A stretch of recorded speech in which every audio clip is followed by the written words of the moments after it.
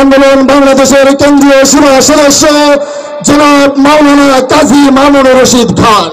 জনাব মাওলানা কাজী মামুনুর রশিদ খান।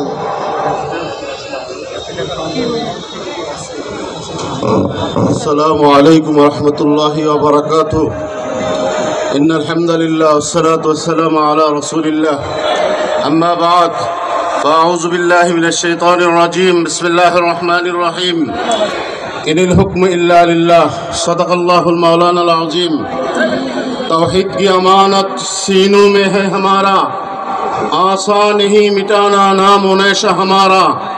सीनो अरब हमारा, हिंदुस्तान भी हमारा, मुस्लिम है हम, वतन है सारा जहां हमारा। ইসলামী আন্দোলন বাংলাদেশ ভোলা জেলা কর্তৃক আয়োজিত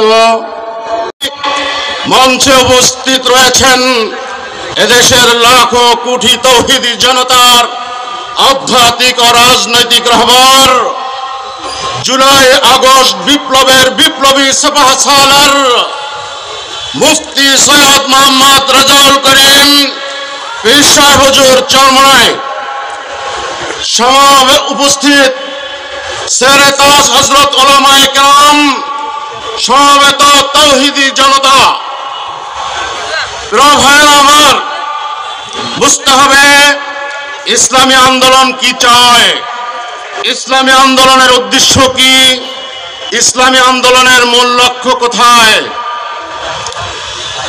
ইসলামী আন্দোলনের প্রতিষ্ঠাতা মহতারাম আমির এদেশের লাখো কোটি তৌহিদি জনতার হৃদয়ের স্পন্দন কুতুবে জামান মুজাদ্দেদে জামান সেদিন 13ই মার্চ 1987 সালে খানকা ছেড়ে ময়দানে এসে ইসলামী আন্দোলনের ঝান্ডা হাতে নিয়েছিলেন। কেন? তিনি দেখেছেন যে দেশে বারবার নেতার পরে নেতা পরিবর্তন হয়, এদেশের মানুষের ভাগ্য নিয়ে সিনেমিনি খেলা হয়, এদেশের রাজনীতিবিদরা শুধু বিজনেস করে, চিটারি করে, বাটপারি করে, কথা বলে, কথা দিয়ে কথা রাখে না। চাই তিনি এসেই স্লোগান দিলেন যে নেতা নয়, নীতির পরিবর্তন চাই। যেই সংবিধান দিয়ে, যেই তন্ত্র দিয়ে রাষ্ট্র পরিচালনা করবেন, আমাদের শায়েখ রহমতুল্লাহ আলাইহি বলেছেন এই তন্ত্র মানব রচিত তন্ত্র দিয়ে কখনোই মানুষের ভাগ্যের পরিবর্তন হতে পারে না। তখন তিনি বলেছিলেন ইনিল হুকমু ইল্লা লিল্লাহ, সৃষ্টি যার, আইন হবে তার। তিনি আরো বলেছেন যে আপনারা যারা সাম্য, মানবিক মর্যাদা, ন্যায় বিচারের দোহাই দিয়ে এদেশে রাজনীতি করতেছেন, আপনারা সাম্য জানেন, সাম্য দেখেছেন। সাম্য কাকে বলে? সাম্য অর্থ সমতা, সমান অধিকার। এই সমান অধিকার দেখিয়েছেন হযরত ওমর রাদিয়াল্লাহু তাআলা আনহু। তিনি যখন খুতবা দিতেছিলেন, একজন মুসল্লি দাঁড়িয়ে বলছিল, হুজুর আপনি খুতবা দেওয়ার আগে আমার প্রশ্নের উত্তর দিতে হবে। আপনি যেই মাল দিয়েছেন, যেই মালে জামার কাপড় দিয়েছিলেন সরকারি কোষাগার থেকে, তাতে আমার জামা হয় নাই, আপনার জামা কিভাবে হলো? তিনি বসে গিয়েছেন, কোনো রাগ করেন নাই। তিনি তার ছেলেকে বলেছেন আমার ছেলে উত্তর দিবে। তখন আব্দুল্লাহ ইবনে ওমর দাঁড়িয়ে বলছিলেন আমাকে আব্বা যে জামা দিয়েছেন সেই জামার কাপড়ে জামা হয় না বিধায় আমি আব্বাকে দিয়েছি, সেটা দিয়েই জামা পরিপূর্ণ হয়েছে। এর নাম সাম্যতা, মানবিক মর্যাদা তিনি দেখিয়েছেন। হযরত ওমর যখন জেরুজালেমে যাচ্ছিলেন, আপনারা জানেন উটের পিঠে করে যাচ্ছিলেন, তখন তার গোলামকে বলছিলেন তুমি বসবা আবার আমিও যাব। এভাবে করতে করতে তিনিও টানছেন। যখন জেরুজালেম এসে পড়ছে, তখন আব্দুল্লাহ ইবনে জাররাহ রাদিয়াল্লাহু তাআলা আনহু তিনি হুজুরকে এসে বললেন, হুজুর আপনি যে পোশাক পরেছেন এখানে মানুষ তো চাকচিক্য পছন্দ করে। হযরত ওমরের ওই জামায় 14টা তালি ছিল। তখন বলেছিলেন, হে উবাইদুল্লাহ ইবনে জাররাহ, তোমার দ্বারা এটা আশা করি নাই। আল্লাহ রাব্বুল আলামিন যে ইসলাম দ্বারা আমাদেরকে সম্মানিত করেছে, এই ইসলাম আমরা নষ্ট করতে পারি না আমাদের পোশাক দ্বারা। এরপরে মানব ন্যায় বিচার হযরত ওমর দেখিয়েছেন। ইসলামী আন্দোলন হযরত ওমরের শাসন কায়েম করতে চায়। ইসলামী আন্দোলন ইসলামী শরিয়া ভিত্তিতে দেশ পরিচালনা করবে। তাহলেই মানুষ বৈষম্য থাকবে না, ন্যায় বিচার ন্যায় ইনসাফ থাকবে। এর জন্যই আমাদের মহতারাম আমির বলেছেন যে পিয়ার পদ্ধতিতে নির্বাচন হতে হবে।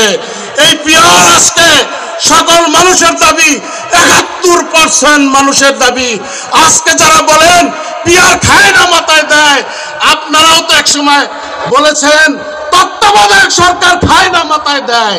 এরপরে আবার ভোট করে আবার নাকে খত দিয়া সেই তত্ত্বাবধায়ক আপনারা চালু করছেন। আপনার নেত্রী যখন প্রধানমন্ত্রী ছিল সাবমেরিন কেবল দিতে চাইছিল বিনা পয়সায়, সেই সাবমেরিন গুলো নেন না কেন? তখন বলছেন এদেশের থেকে তথ্য পাচার হয়ে যাবে।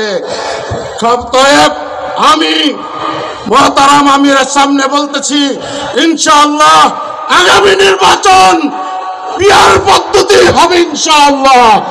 এই আশাবাদ ব্যক্ত করে আমার সংক্ষিপ্ত বক্তব্য এখানেই শেষ করছি। আসসালামু আলাইকুম ওয়া রাহমাতুল্লাহ। সংগ্রামী সাথী ও বন্ধুগণ, সমাবেশের পর্যায়ে বক্তব্য নিয়ে আসেন ইসলামী আন্দোলন বাংলাদেশ বরিশাল বিভাগীয় সাংগঠনিক সম্পাদক উপাধ্যক্ষ মাওলানা মোহাম্মদ সিরাজুল ইসলাম। মাওলানা মোহাম্মদ সিরাজুল ইসলাম।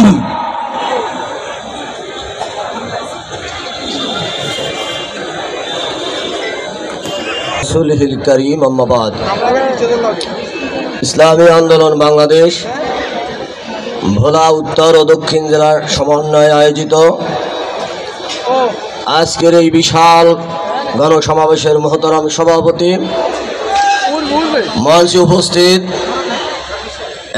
এদেশের লক্ষ কোটি তৌহিদি জনতার ধর্মীয় আধ্যাত্মিক রাহবার, জুলাই বিপ্লবের অন্যতম অভিভাবক, বাংলার গণমানুষের নেতা হযরত পীর সাহেব হুজুর চরমনাই, সামনে উপস্থিত ইসলাম প্রিয়, দেশ প্রিয়, মানবতা প্রিয় তৌহিদি জনতা, আজকের এই গণসমুদ্র প্রমাণ করে ভোলা ভোলা হলো ইসলামের ভোলা।